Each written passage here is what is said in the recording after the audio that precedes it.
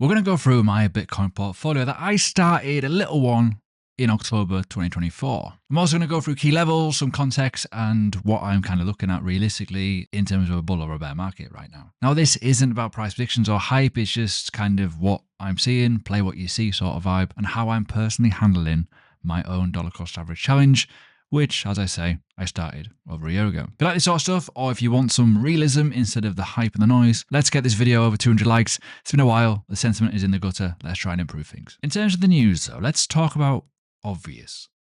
What rules the roost, I think, is the inflows and the outflows of the ETF. As you can see, 480 million outflows, and it was, and I'll showcase it in a minute, a pretty brutal day yesterday. And prior to that, it was quite a bullish period. The price does move because of it. And that's my concern about everything realistically. We are looking at a different, evolved market. And I know most people don't like it, and I get it. That's why people have probably left crypto now. But the reality is, though, we could talk a lot about how stuff like this, the federal government, and well, the Federal Reserve of the government side of it, obviously, the rate cuts, economic policy, quantitative easing, quantitative tightening, T-bills, whatever you want to talk about, right? So it becomes a very, very apparent situation. But let's talk about this because, as I've alluded to it, we move because of this. It doesn't take much to work out the fact that we had a really good start of January and then obviously we've fallen off a little bit. It's kind of obvious. And when I talk about the analysis in a second, I talked about this on Monday and Tuesday in my analysis on Patreon. Not to shill it, but I do extra content there. And I talked about a certain thing, what we were expecting to do, and it rejected. And I had my idea that we were going to reject it because we've rejected it many, many times. When you then got pressure of selling like this and other bits and pieces of news and whatever, it makes it go, well, that kind of makes sense. We have to talk about the world of analysis because, yes, we've got news headlines, but we do have behavior from a different entity now. That makes it much harder to play against because this is what it looks like. Not great. And I've highlighted some stuff, and the first thing that I highlighted on my Patreon video was the fact that we were at the point moving above this RSI line, which usually is an indication of a bullish period. Didn't happen. We were looking at a potential break of character, break of structure here, which was hugely important, right? Change of character? No, it didn't happen. On the 3-day time frame, of course. Obviously, yes, you could talk about stable currency dominance was starting to go down. That is a hugely important factor. There's a free indicator on that, by the way, if anyone is so wished. Well, if you're interested, there's a link below in my link tree. The situation is very clear here.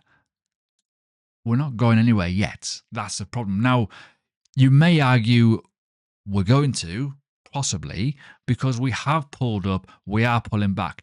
Now, we are on and around that EMA 21, which is going to be pretty huge. So we may well be doing a push and a pull. Yes, on the daily time frame, we are below the stable currency line, which is important. That going down is important. Obviously, we are above, as you can see here, we are above in a situation of a bullish period for the RSI. But what I say is people get squirted out here. They get absolutely blown up by leverage. So you do have to wait for these pullbacks. So yes, you could be arguing, well, are we going to get a level around here as a potential launch pad? Maybe, potentially, who knows? We'll see. Whether the buyers come in around this zone and hold on to that situation, it may be. But we do have to look at other key levels as well here because a lot of people have been asking me, certainly in my Discord, do I think it's a bull market or a bear market? What are my invalidations? Because this is what I have as a longer term situation. This is a weekly time frame. These are, for me, buy orders lower down. Let's address that later on at some point when we talk about dollar cost averaging. But when we talk about the previous cycle, and this is one thing that was highlighted last time. Last cycle, I was able to call the top of the market pretty well.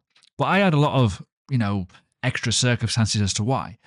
It was a lot easier for the market to kind of show its hand in this period because we had a massive drop at the low at the previous sort of summer, and then we went higher.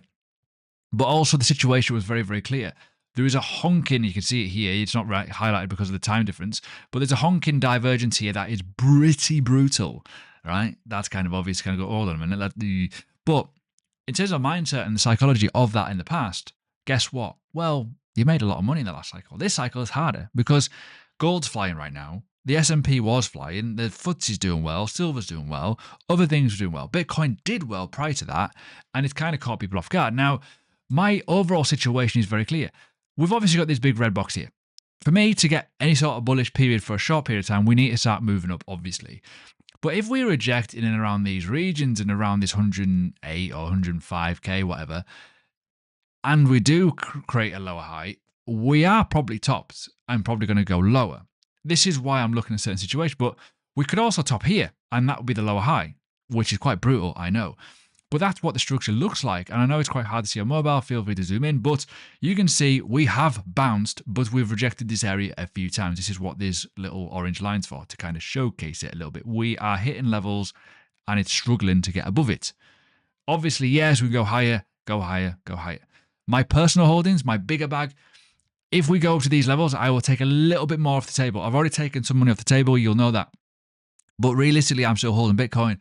I am still holding stable currencies to buy lower. I'm not buying down here. I want to buy much lower for obvious reasons. The problem I have is, where do we go from here?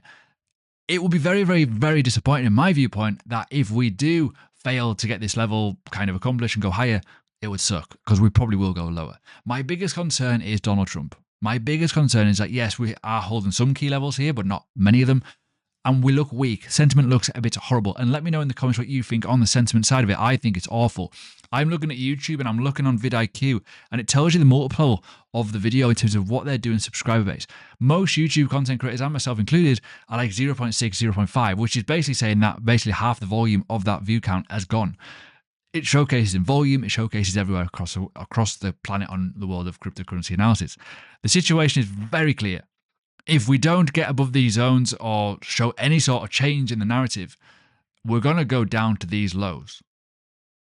Previous all-time high is probably the first most obvious place. And a little bit more context here, Bitcoin or the bull market, whatever variable situation you want to talk about with certainly dominance, doesn't just flip overnight bullish to bearish. And you may look at titles and go, oh, it's flip-flopping or bullish, but whatever, right? My last video was Bitcoin is waking up. I was talking about why this is important. But I'm also now talking about why it's important that we are not getting higher. So remember that, trend transition. In my Patreon, I will be trading more altcoins, certainly in terms of trend metrics. But over the last 3 or 4 months, I've not, because nothing's really shown its hand. It's not really that fun. Even when we're going lower, it's not fun to trade. It's just you're sitting in a position for a very, very long time, and you may see the asset go down 12, 13, 14%. Now, that's not enough to kind of get you excited realistically, right? Dominance is showcasing that very, very clearly. Look at how long we've been in these range. That's September, by the way. September. We've hardly done anything across the entire globe. This is why there's a big problem here, which is why we've got to be very, very careful with little bits of excitement. Ideally, you want to stay conservative. You want to react to what the market's telling you, not try and predict it, because I think everyone who's predicting stuff is getting it totally wrong. Now, the moment you've probably been waiting for is, what is my dollar cost average challenge doing? Well, if you remember from over a year ago, I talked about this on my YouTube channel, and this is where we're at. We are at 10% growth. Yay! Ooh, not very good, is it? But that is over a course of a very, very hard time period. And there's been times where I've not been buying. There's been times where I've been buying less. There's been times where I'm buying more. The reality is here, what am I doing? £60 every single Sunday, basically on strike. Easy as that. And that's it. And there's nothing crazy about it. It's just very, very small amounts, as you can see here, just trucking away, really. And that's the reality of it. This will grow because I will continue to do it. I will put more in lower, and I will put less in when it's much higher, and I will look to take profit. This round, this cycle, I didn't take anything off the table because I started it mid-cycle. I think, no, I'm just going to build. And the reality is here, this consistency will hopefully remove the emotion. I will build this up. And you can follow that along on the journey, and I will talk about it on YouTube videos every now and again. But I do talk about it more on my Patreon in terms of the tactics and obviously the course content and the guide content about exit and entry strategies. Certainly you can apply to altcoins or any other asset realistically in terms of having a bit of a plan. But the reality is here, it isn't very flashy at the minute. And this is why you can argue, one, it's powerful because it showcases it in real term, but also it shows you the reality of what cryptocurrency investing is. The days of, the crazy dominance drops in the alt seasons of the past have probably gone now. And I think that's probably hard for people to take. And this is probably why people have dropped off a lot. But I still think a lot of people will come into the cryptocurrency market longer term, Bitcoin and stuff like that, gradually. And it will build and build and build, snowball. But the reality is that looks shit. I know, it's awful. But just to reiterate, my plan, obviously you got 2 portfolios here. My DCA one, which is public, and my personal. Personal, if we go lower, I'll be buying because I've got stable currencies. I bought and sold. You know, as I say, I bought a long time ago. I sold a decent chunk between June and September. And yeah, I'm happy. But the reality is, I still hold Bitcoin. If we go higher and create a new all-time high, I'll be buzzing because I'll be able to take more profit. The reality is, as I say, is the DCA challenge, I won't be taking any profit off the table unless we fly, but I will be gradually adding to it and increasing that £60 to £80 to £100 to whatever per week, and that will start to gradually get more units at lower cost prices. But I still want to respect levels. I still want to respect the chart. I still want to look at what the chart is doing and not get too carried away with it. Consistency will always win, realistically. So will time. Time's amazing. Don't let the emotions get you. Because when we talk about Bitcoin and we talk about the growth of it, over the course of time, it is still doing pretty damn well. This could go a lot higher in the next 10, 20 years based off the scarcity model. And for me, it keeps me calm. It keeps me happy, and I know exactly what I'm planning on doing with it because I know what I'm doing, realistically. The situation is, I think people get carried away by other things, and then they forget the narrative. The narrative is, keep it simple, stupid. Buy Bitcoin, buy it when it's low, take a little bit off the table when it's a bit higher, rebuy back low if you can, and more importantly, look at other alternatives if the situation's there, because we do have an ETF narrative. We could have more Ethereum, for example. We could have more Solana, XRP maybe coming about, other ones out there. It will take time for institutions to buy altcoins, in my viewpoint. But 5-10 years might be a different landscape. But yeah, that's how it all feeds into my portfolio and how it could become quite a big fish, potentially, and you can all see it and follow along. But I'll be interested to know what you're doing. Are you DCAing still? Are you hodling, whatever?